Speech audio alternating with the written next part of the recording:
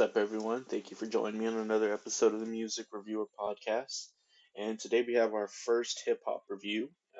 Today I'm covering the latest project by Drake titled Dark Lane Tapes. Now, this is not a formal album, so this will not be technically an album review. It is a mixtape drop by Drake. Now, before I get started over this new Drake mixtape, I just wanted to let everyone know the last episode of this podcast was over the newest Hazel English project, Wake Up. Um, Looking back on that album, I still think it sounds pretty good. I enjoyed it. I'm happy with my thoughts on it as well. So if you're interested in some dream pop, indie pop music, maybe even if you're not familiar with Hazel English, check it out. And once again, yeah, thanks for listening. So I'll get into this Drake review. Before we even get into really the actual content on this mixtape, I just wanted to let everyone know some of my thoughts on hip hop and rap in general. Now, by no means is hip hop my favorite genre when I go to genre day to day. Um, Typically, I guess 90% of the time, if I'm just out and about in my car, I'm probably not listening to it. However, I do like to keep up with the current landscape of the genre, and I do have a number of favorite artists that I've cherished over the years. Starting as back as maybe when I was growing up in grade school. I remember hearing songs by Jay-Z, Eminem. Um, Even I remember liking Nelly back in the day too, and it has certainly changed for me over the years, and the genre has grown as well. Now, along with the genre growing, so have my tastes. I remember being a huge Linkin Park fan growing up as well. They were my favorite band. My first album was Meteora. Rest in peace to Chester Bennington as well. Um, Now, Linkin Park, of course, is not a hip hop act, but the thing that I thought was cool about them was that Mike Shinoda dropped verses, not the best verses, but there were verses in Linkin Park's music, and it was fused with hip hop. Linkin Park even collaborated with Jay Z on an album, and I remember that thing being quite big. And uh, it was just something I that's always stuck in my mind. How does Drake fit into all of this? Well, I guess I could say is Drake came into the landscape, I believe, around 2008, 2007. He dropped Best I Ever Had, and I remember that song being quite big, and it was around the time I was about to start high school. Which high school for me, it was an interesting time, and I guess that was one of the times I could recall being into hip hop for maybe a year or two. Drake was one of those artists that was integral into getting me exposed into, I guess, that certain brand of hip hop during that time. He was, collaborating with Lil Wayne. There was other rappers that I was into, such as Fabulous, Jules Santana, and Gucci Man also came up around that time as well. And yeah, it was a special time in my life. So needless to say, Drake has been one of those artists I've kept up with over the years. He's also one of my favorite hip hop artists. Not my favorite, but he's one of the ones that I can say, you know what? He's probably going to be one of the hip hop artists I can always go to feel nostalgic or just see uh, what's going on in the current hip hop landscape, such as like today. Now, I stopped listening to hip hop for a while, and then once I got back into college, my freshman year, I rediscovered my admiration for hip hop as well. I I remember checking out albums at the library, um, and I somehow just wanted to check out a an Outkast album, and I threw that thing on, and I was hooked. I always did appreciate Outkast, but it just gave me an appreciation for Andre 3000 and Big Boy style of rap and the virtuosic performance that Andre 3000 brings to hip hop as well. I discovered songs like Rosa Parks, um, it's, among others. I can't really think of some off the top of my head right now. But I think it was like an Outcast Greatest Hits compilation. And from there, I started getting to my current taste, what I have right now, which around that time Kendrick blew up. Kendrick's one of my favorites. I started getting really big into Danny Brown. Eventually, I discovered Denzel Curry. Now, along the time that I was getting back into my admiration and my rediscovery of hip hop, this is when the landscape was changing as well. Trap artists like Migos, Travis Scott, Future, they were really the ones basically carrying the torch and still are, and they are currently at the top of this genre. Now, along the way, Drake has sort of always kind of fit in. He's still relevant. He does drop hits constantly over the years, and he's developed into his own as some sort of hybrid artist where he can be featured on a trap banger like Sicko Mode, but also make a soulful R&B tune like Hotline Bling, uh, or something with some pop flair still today. And I feel like that is a testament to how Drake has stayed relevant. He is sort of a jack of all trades now. He can uh, appeal to the hip hop heads that want to hear bars. He can appeal to a casual top 40 listener that just wants to turn on the radio. He can even appeal to somewhat the new generation that just knows nothing but Fortnite and Travis Scott. And, they know Drake. So, going to this album, there's still a lot going on with Drake, even though he seems to release at least something every year. Um, it's a weird time in our world, so I figured it would be worth it to cover this Drake project, even though it's not an official album. I just wanted to give you guys my background with hip hop. And no, I am not a huge fan of the trap subgenre of hip hop, but I still have an admiration for a lot of hip hop's artists. I'm actually into a lot of R&B as well, so I know it's a cousin of the genre. So there's a lot of meshing between the two. And I just wanted to give everyone a disclaimer about my feelings towards hip hop, and before I go into this review. Now, a good thing with an artist like Drake, Drake is not solely just a rapper or hip hop artist nowadays. He's more of a also singer songwriter R&B artist. Some of his biggest hits, such as Hotline Bling, Just Hold On, that those were songs that really didn't feature any rapping. So with a project like Dark Lane tapes, that is integral in the content of the album. Some of this is not rapping, but I felt like Dark Lane tapes, it starts off quite decent with the first track, Deep Pockets. I like the lo-fi beat and the ethereal sound that the album is introduced with. It's a simple concept with the lyrical content. He's just going on about his success, how much money he has. There's some corniness to it with lyrics like "Pockets so deep I can't find my phone."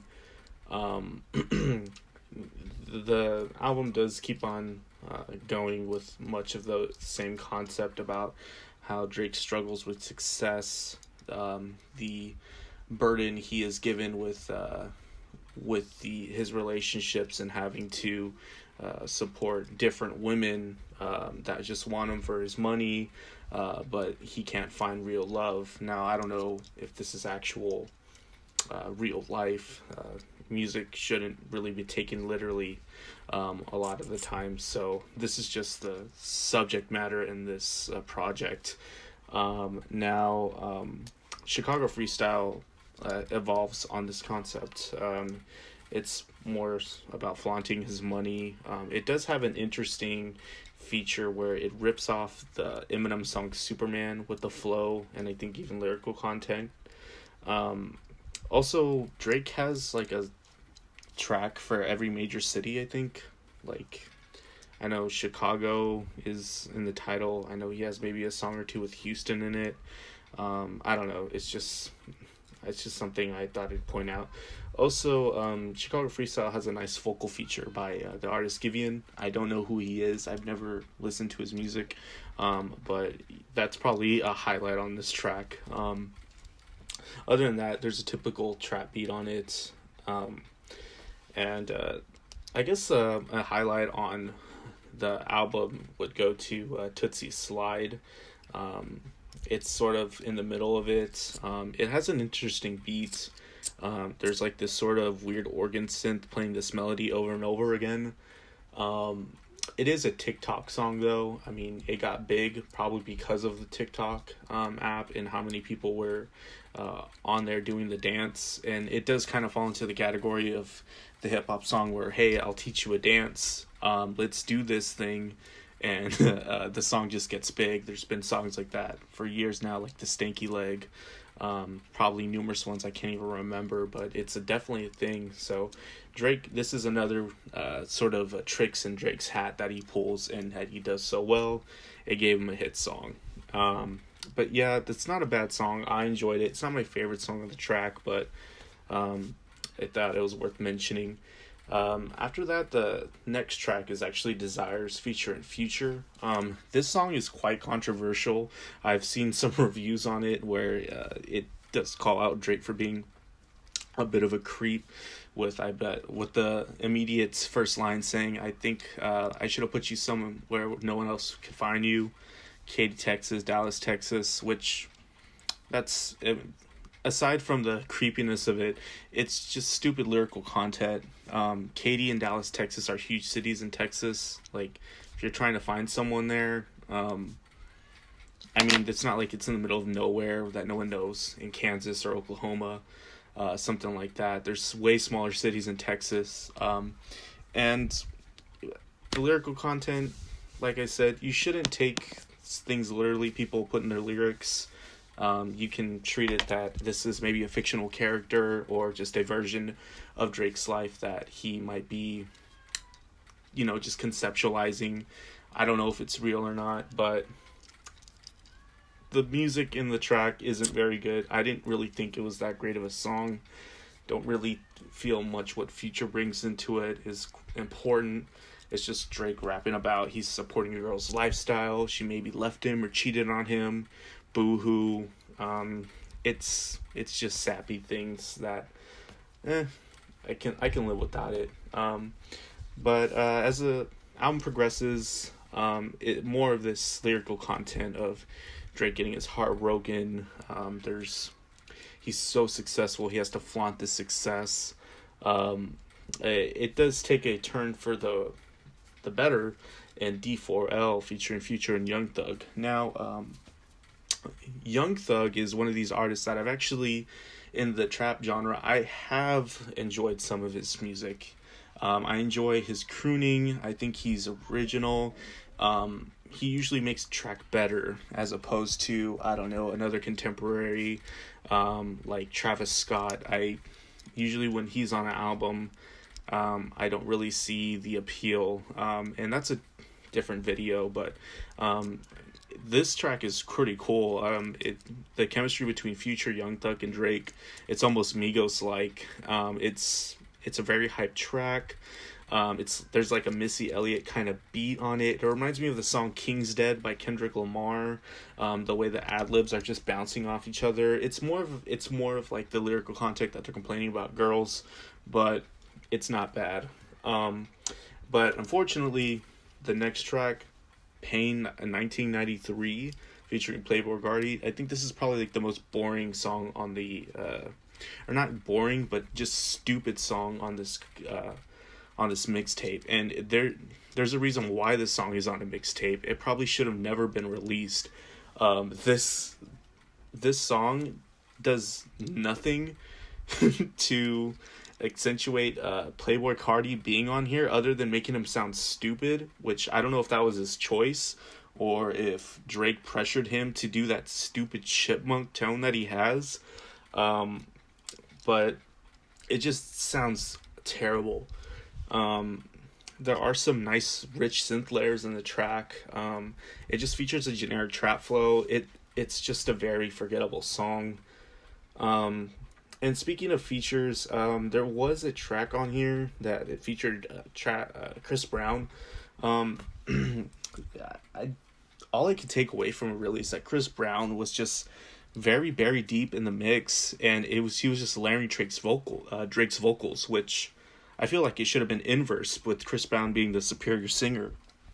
I'm not sure why that choice was made, but that was a boring track. I just don't really remember much of it, honestly. But I feel like that was worth mentioning in this review of this mixtape. There's not much else to say on this project other than it does start taking a interesting direction towards the end. Drake's fake accent does start becoming more apparent towards the end, as I noticed it starting from Florida from Love.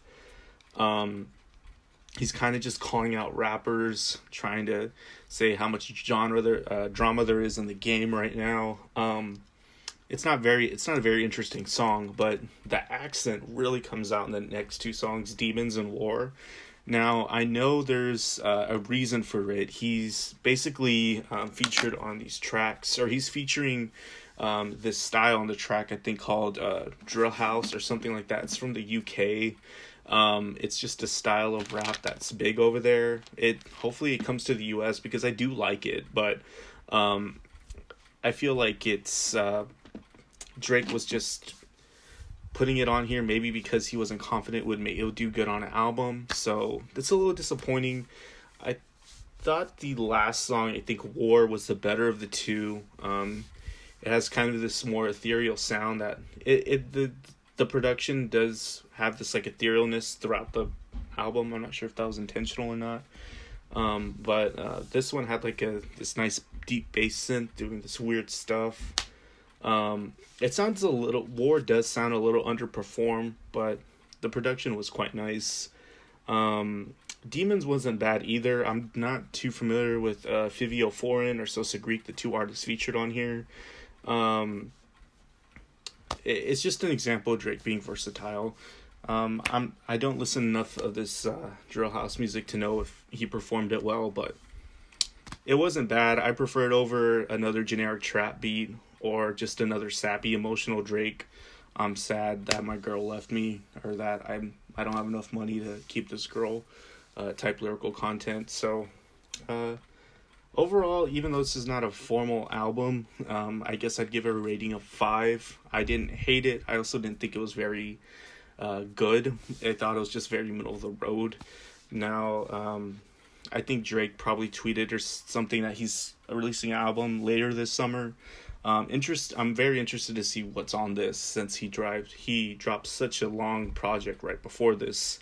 It makes me think that this is stuff that probably just wasn't good enough to make the album, but he featured it was worth someone listening to. But yeah, that's my Drake review. Like I said earlier, hip-hop isn't one of my favorite genres, but I do like keeping up with the genre, the landscape, who's who. I'd love to do more hip-hop reviews later, so thanks for listening. My name's Josh, I'm the music reviewer, and we'll review some more music later on. Thanks for stopping by.